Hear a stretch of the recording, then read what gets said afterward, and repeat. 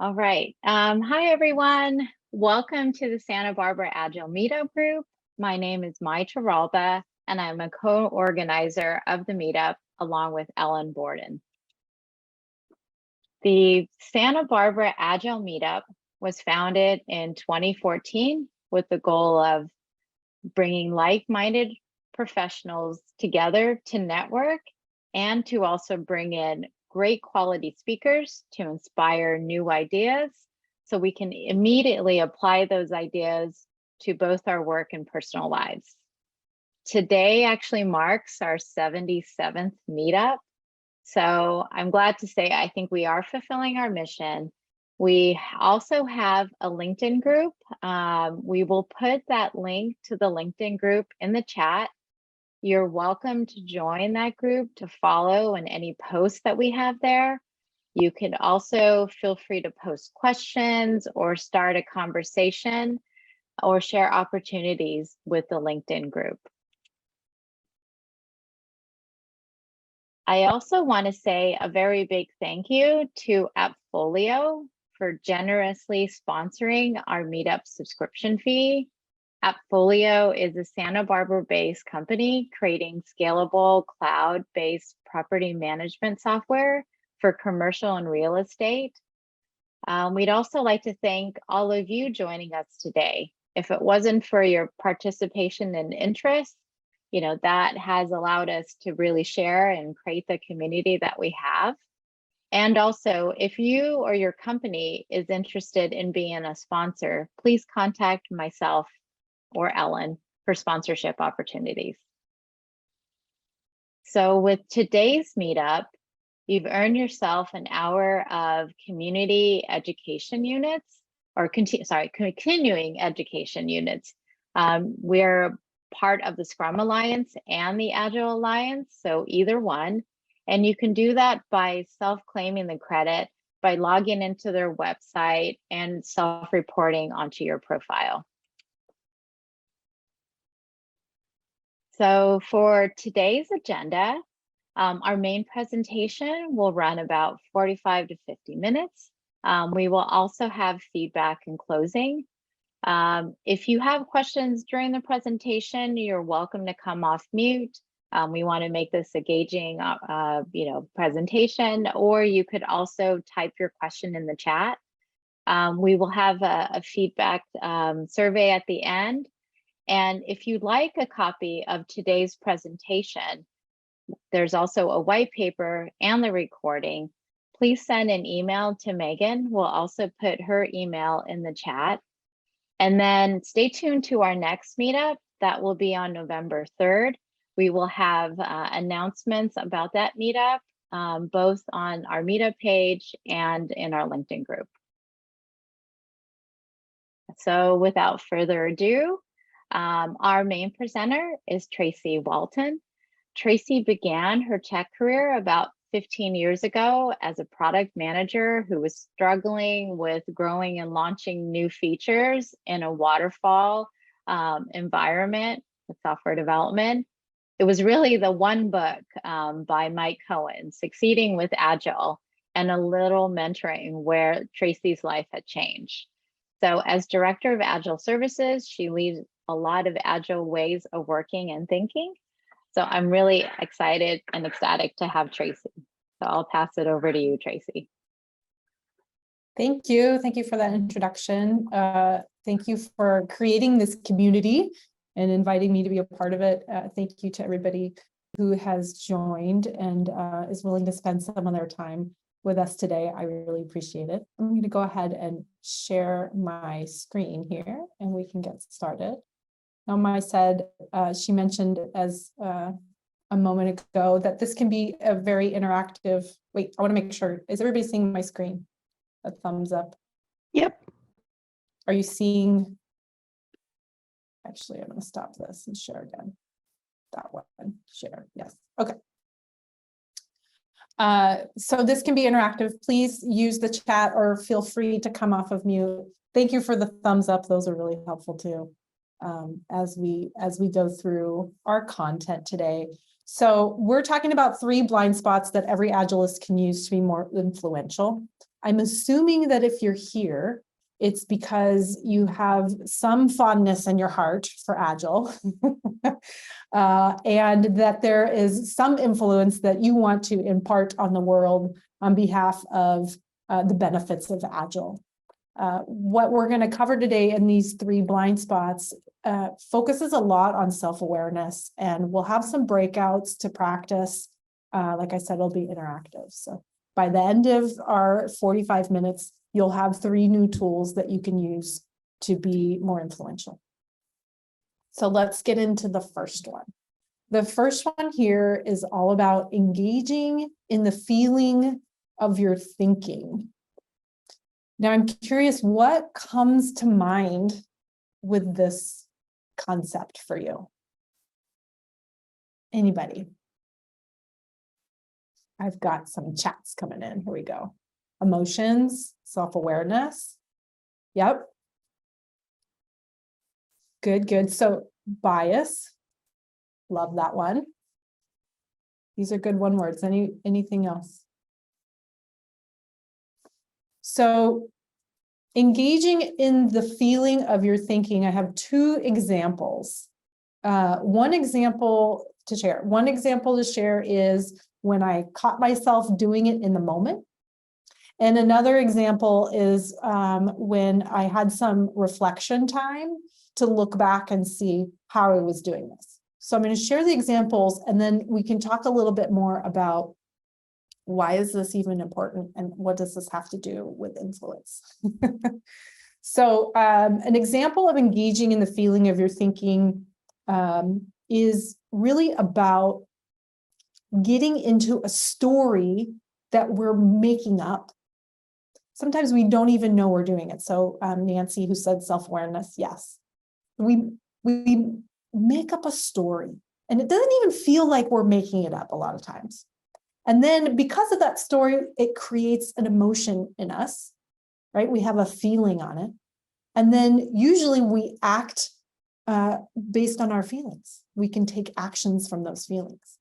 And so this can inhibit our ability to influence because we are biased by not necessarily seeing what's really going on, I'm going to say.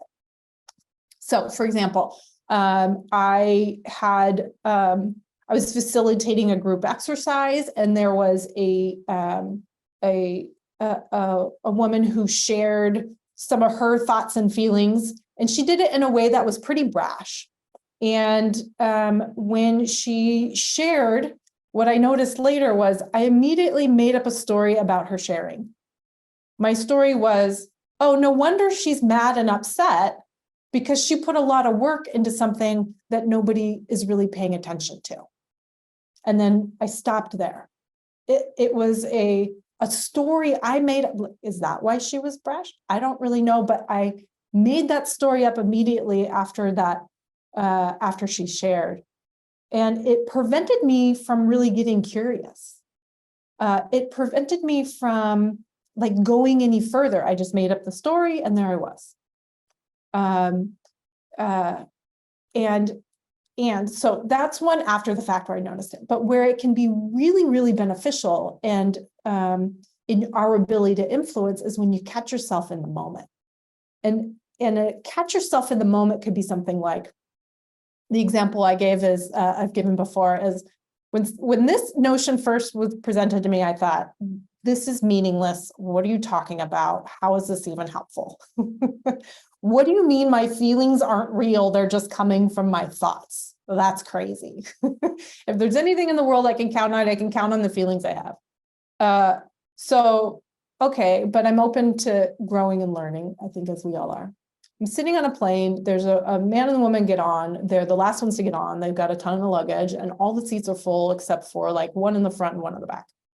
And as they get on, I was like, oh my gosh, what are they going to, this is my internal dialogue. What are they going to do? They can't sit together. The flight attendant's really upset. She's probably going to yell at them and tell them to go sit down.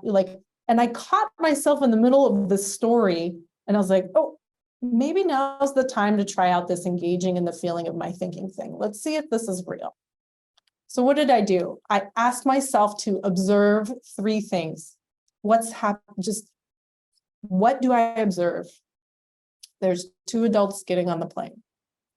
They happen to have luggage. And then the third observation was they're adults and they can take care of themselves. And it was a very eye-opening experience for me in the moment that I could switch from a story in my mind, the anxiety that it was building up inside of me, to 3 observations that then I can get curious about. Well, if they can handle whatever's coming up, I wonder what they're going to do. And so my ability to influence completely changes if I'm coming from a place that's more open and more curious. So I babbled a lot of stuff at you. What I want you to do now is practice this, share your thoughts about this concept. I'm going to send us into breakout rooms for a couple minutes, and I'm going to send you off with 2 questions to answer and share in your pair. So breakout rooms, here they are. And we're going to assign automatically. How many people do we have? 21. So I'm going to create 10 breakout rooms. Okay. The questions that you are going to answer is, or that you're going to ask each other and listen, is when I am, and we can do that, you can do this in the context of like your teams at work. You can do this in the concept of home, family, whatever it is, but you're going to pick a scenario, a situation that might have been a problem. And what I want you to do when you tell the story about what's going on is notice if you add anything to the story. What do you add to the story when you're telling it versus making an observation of 3 things? Could be any 3 things in that scenario. There was a table in the room. This person said that, whatever it is. So I want you to tell about a scenario, a problem, a situation at work or at home, and notice what you add to the story versus talking about that problem, scenario, situation where you just make 3 observations. Are those instructions clear before I send you off into your break room? Anybody unclear about what you're going to discuss? Tracy, Okay. do you want us to just naturally tell that story, or try to keep in mind that we want to just make 3 observations about? You can do either, like play with Okay. this. Okay. This is for you to figure out how it's going to fit into, like how you're going to make it practical Okay. for you. Yeah. Okay. So I'm going to create those break rooms and open Hey, all Tracy, rooms. and then there's someone asking to post the instructions in the chat. Yes. If you The could do that. unfortunate thing about chat is when you go to the break room, it's not there. So I can send out a message, like broadcast once you're in the break room, a message of the questions. I think that will be most helpful. Sounds good. And then another person just was asking how long the breakout is going to be. It's going to be quick. You're going to have 2 minutes. So like 1 minute share, 1 minute share. So have your scenario in mind. Maybe you're already telling the story about it versus what you're going to observe. Okay. You can't do this wrong. Have fun with that. I'm going to open all the rooms. And off we all go. Welcome back. I appreciate your flexibility with breakout rooms because I know that it can be kind of harsh when we just close you out after a minute. Anybody want to come off mute or share in the chat anything they noticed about when they were telling the story versus telling their observations? Hi, this is Doris. I just wanted to say that when I was describing my story, definitely the helicopter mom. Sorry for all the millennials on the call. I'm one of those. That came out is you want to take care of everything. You're worried about everything. You're you do too much to please everyone, potentially, that was another area that we talked about, not just taking care of something, but also you want to please people. You want people to approve what you're doing. So I think those are the two areas that is on my mind Yeah, in these scenarios. like you're adding that to your story. That's a really good, I think that's what you're saying, that even your own beliefs or what you're concerned about come out in the story you're telling. And then, so how was it different just making 3 observations? I don't know if I went through those steps, but Oh, you didn't get there. Okay. yeah, just we talked a little bit about the fact that, you should just, these are adults and they can figure it out. I mean, we went through a scenario when, it wouldn't be a problem. The different steps. what I wanted and what it sounds like, you can even hear the difference in how you're explaining what you talked about. Mhm. That it's more of an objective observation of what's going on versus the worry or the this or the what it should be, what it shouldn't be, the apologies to the millennial, all of that, versus like, these are 3 observation I've made. And so I invite you all to get curious about how you may come across or be more influential when you can get to a point of making observations and then getting curious versus getting engaged in the feeling of our thinking in those stories. Right. Thank you for sharing. I appreciate Sure. that. All right. Anybody else have something that they want to share? I'm going to move on to the next one. I should share. I'm sharing my screen. Here we go. Oh, are you still seeing my screen then? Yes. Thumbs up. Yes. Okay, good. So the engaging in the feeling of your thinking and using that tool in the moment to, if you catch yourself getting caught up in the story, to stop and observe 3 things and get curious. The next one I have is about open and closed communication. And I love this concept. We could spend a whole hour on open versus closed and observing how you can move in between both. For the purposes of our time together, I'm going to share a video that I think explains it really well. And we'll have another quick breakout for you to have a chat following the video. So let's do this and share. Location, location, location. Brought to you by the Conscious Leadership Group. Find them on the web at www.conscious.is. Animation by Graham Franks. www.grahamfranks.com. One question that conscious leaders ask themselves over and over is, where am I? To support leaders in locating themselves as they ask the question, where am I? We offer this tool. A line. A simple black line. At any moment, all leaders and all people are either above the line or below the line. Our location describes how we're being with what is occurring in our life right now. If we're above the line, we are open, curious, and committed to learning.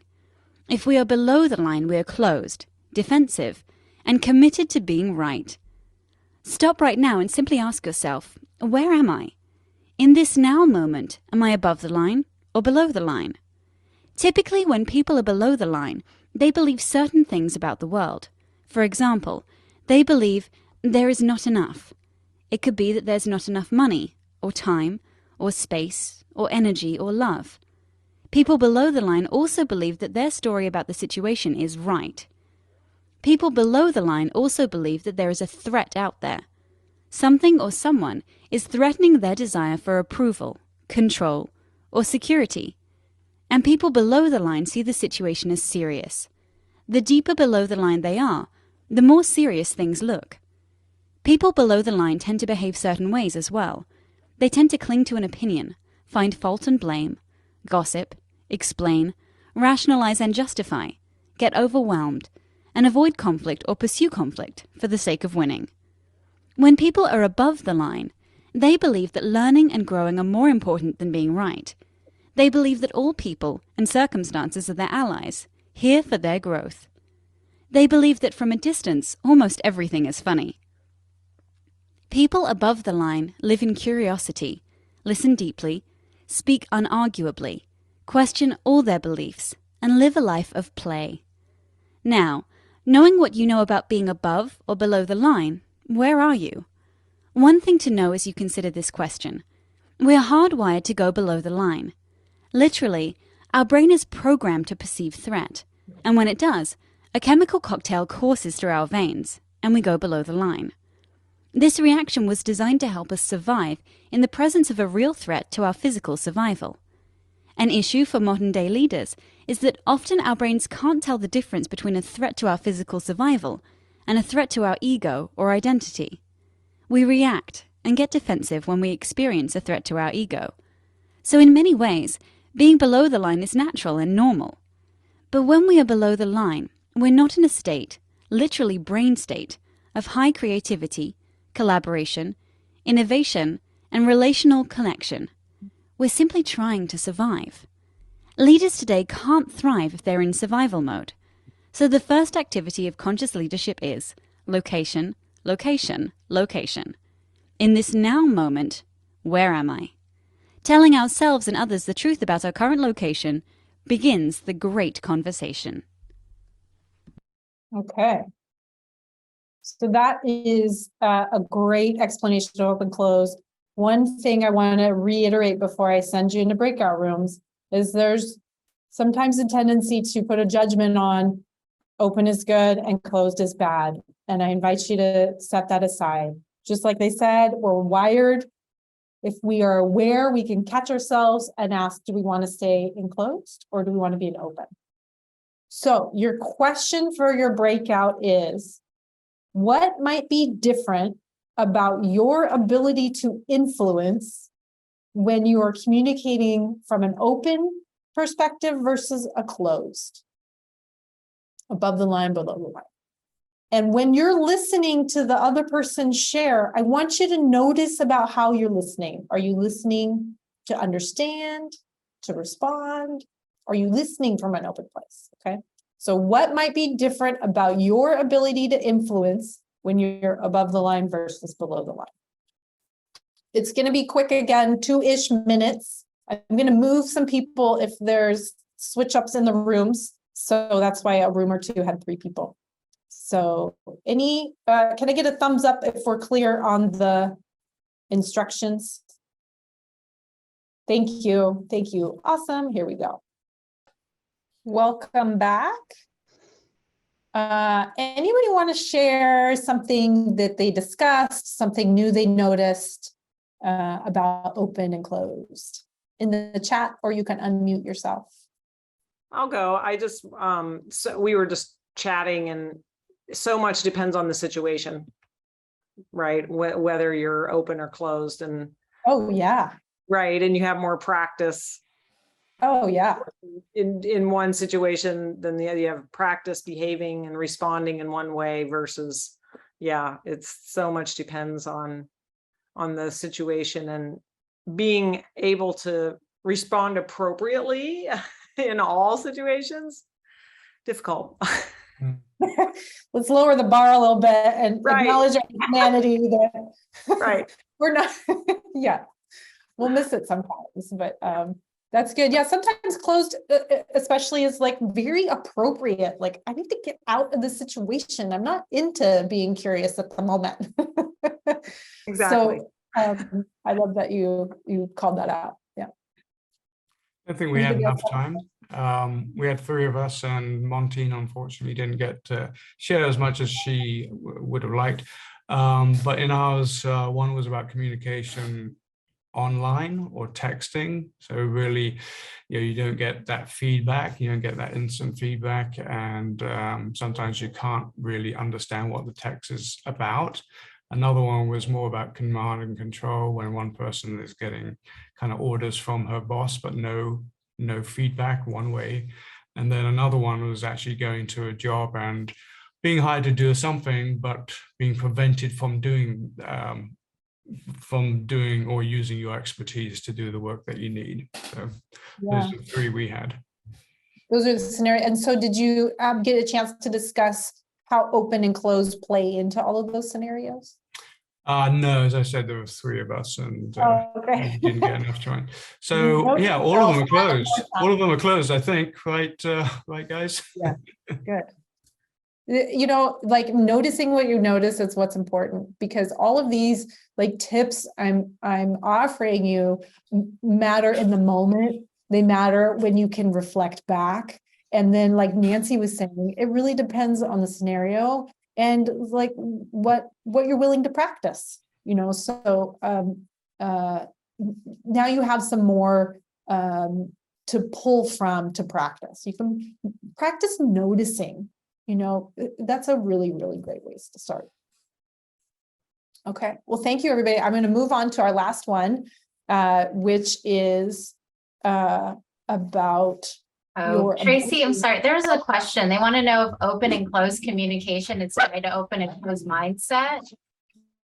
Oh, I've heard this very much associated with the growth mindset and the fixed mindset. Absolutely. Yeah, I think that they relate to one another very well. Does that answer the question? Yeah, I think it is tied.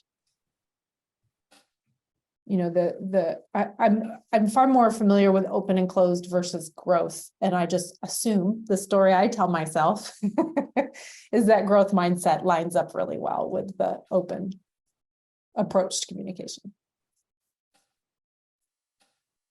Anything else? Okay. I'll move on to our last blind spot, which is this, that your ability to influence is directly related to your ability to be influenced. I like to tell a little story about this one that I think us in the Agile community could relate to, which is, you know, we have had some experience with Agile.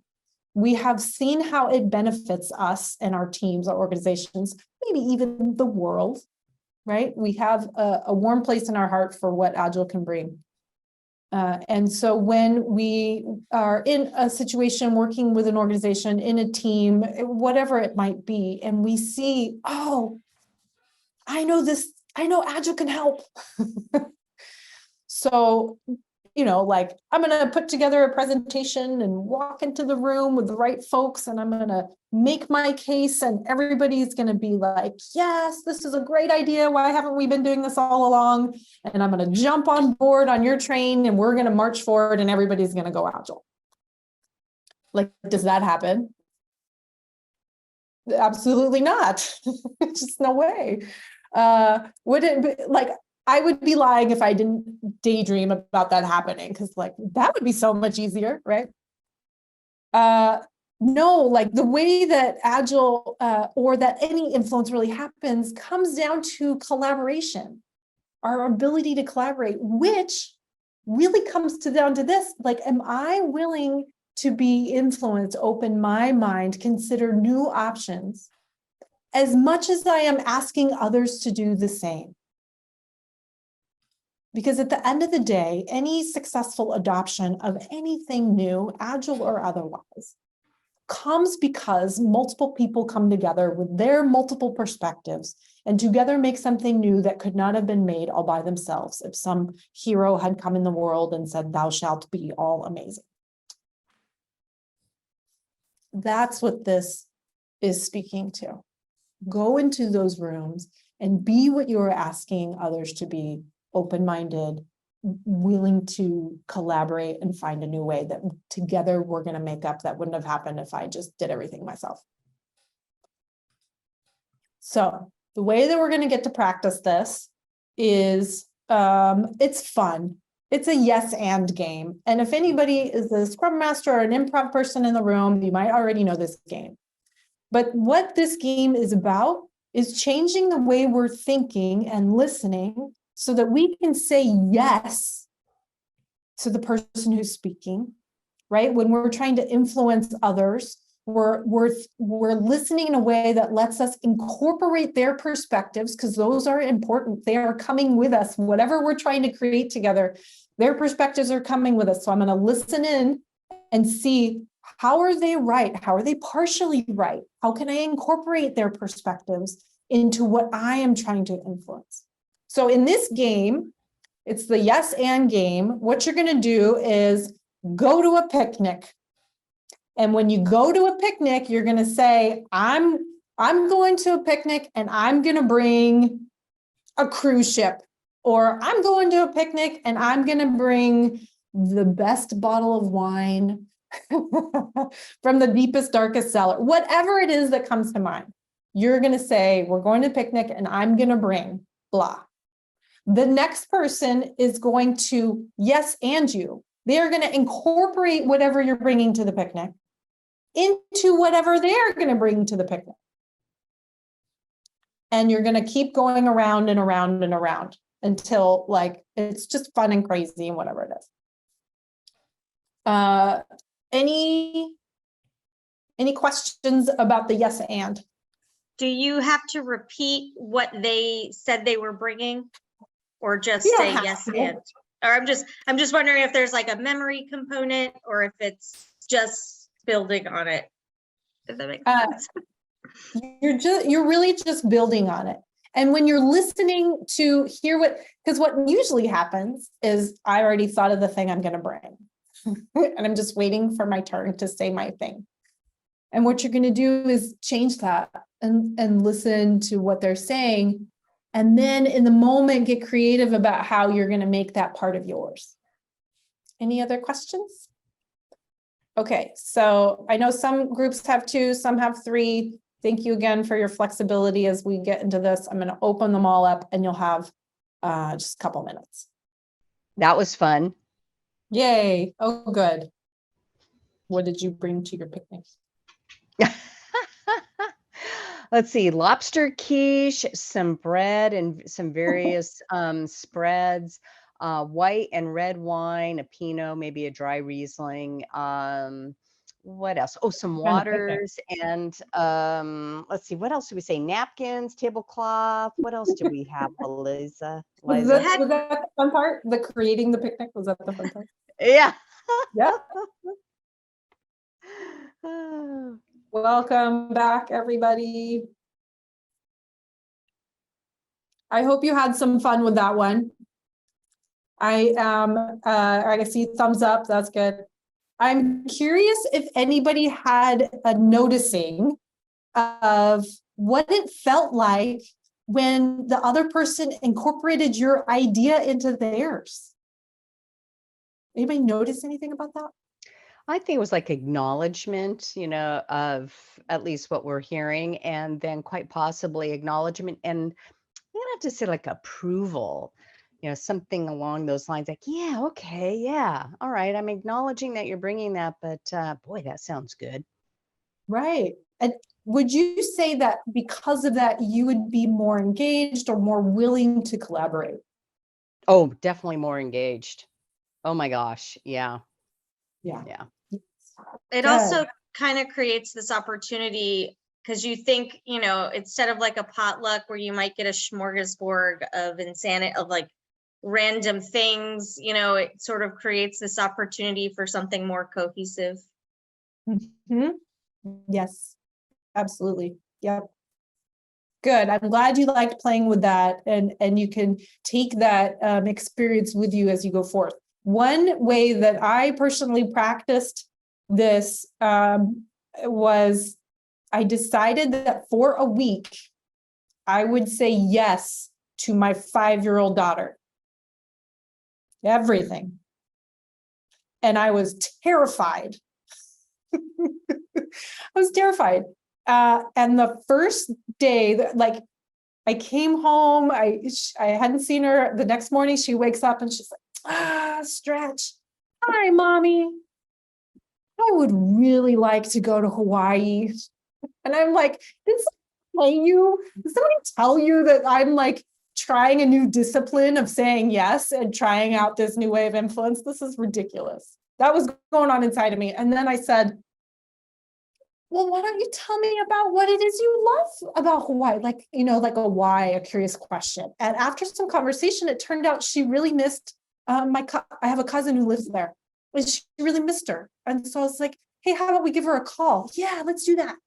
So it was quite an experience to switch. So if you are courageous enough, you want to get this inside you, I recommend and invite you to practice by pick a person, pick a day, pick a whatever.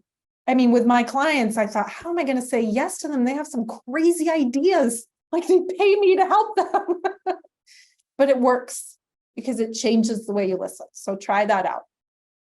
Okay, so that is, those are our 3 blind spots. So 3 tips that maybe you weren't aware of, that if you incorporate in your awareness and in your being, how you interact with others will definitely influence the way that you can influence. And so those are our 3. I do want to say before I hand it back over to Mai, and we'll include this in any follow-up if you'd like. I do have some more information about me and about ISOS and our approach to Agile out there. And we're happy to share that with you if you're interested in learning more. And one big final thank you very much for your time and participation. I really, really appreciate it. So with that, Mai, I'll hand it back to you. Yeah. And actually, Ellen will be doing our closing and feedback. So, oh, thank you. And thank you, Tracy. We have a few minutes. Are there any other questions for Tracy before we move on to closing? Can you just reiterate the 3 blind spots real quick? Yes, the 3 are engaging in the feeling of your thinking, open and closed communication, or above the line or below the line. And your ability to influence is directly related to your ability to be influenced. And we'll include those in a follow-up if you would like these materials. We can send that out. Thank you. Mm-hmm. All right, great. And I definitely have opened my eyes to the 3 blind spots, and I hope everybody else had that opportunity today. Thank you, Tracy. Having these breakout sessions where we could practice was also a great way to reinforce these different techniques we can use. And I think it's something that we have to be reminded of constantly or every so often. I'm not sure if I'm going to try yes and with my 16-year-old daughter who is begging to it takes get her some courage. license. It does. It's going to take a lot of courage. No, seriously, I actually will give that a shot. So here at SB Agile, we like to have that open mindset and open communication. And so I'd like to ask everyone here today to take a few minutes to fill out a short feedback survey that will help us then to continue this meetup and introduce new ideas and to be influenced by all of you and what you'd like to see in future meetups. So I'm going to post a link in the chat.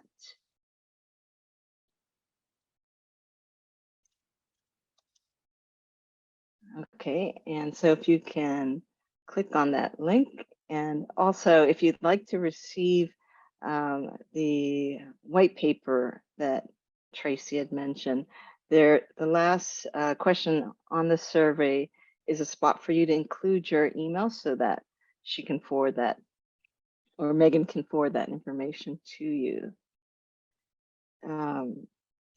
I'd also like to mention that our next meetup again will be on November 3rd and at the same time at noon Pacific time. And our speaker will be George Dinwiddie, who's also very popular in the Agile space, and who'll be sharing with us on software and estimating, which I'm sure many of you are faced with, and your teams are faced with as well. Okay, I'd like to open up one more time if there are any questions or any comments before we leave for the day. I kind of have an interesting, I guess, frame of reference. I'm not really in software. I'm doing a lot of technical projects though. Okay. So Agile has been really helpful for me. But I think because of that, I tend to deal more with the tension of the traditional way of doing things versus the new way. And I find, you know, being too gung-ho, you know, or did you use the word hippy dippy? Who said that? Somebody said hippy dippy. You know, I do find that that's very off-putting for some people on the teams that I'm on. And I guess I just wanted to state that, you know, I think these processes are really great, but, you know, I find that I'm more effective when I really do it, I'm careful not to dismiss the old way or to talk down about it because it's worked Thank for goodness. people in the past. You know what I mean? Yeah. Or just to, you know, I think it's really easy to be like, oh, that way doesn't work. And then people just, they're not willing to listen to anything you say. And so I feel like it's just something we have to be careful of, you know, because to not poo-poo on other people's way of doing things, I guess, you know. Whoever's teaching you Agile isn't clearly isn't showing the right way, because we accept the past and we apply it to the present if it works. Good point. I think your intuition about that is spot on, that acknowledging, like bringing with what David said and what you said, you're on the right track. Whatever she said. No, it's true. Yes, and? Yes, and.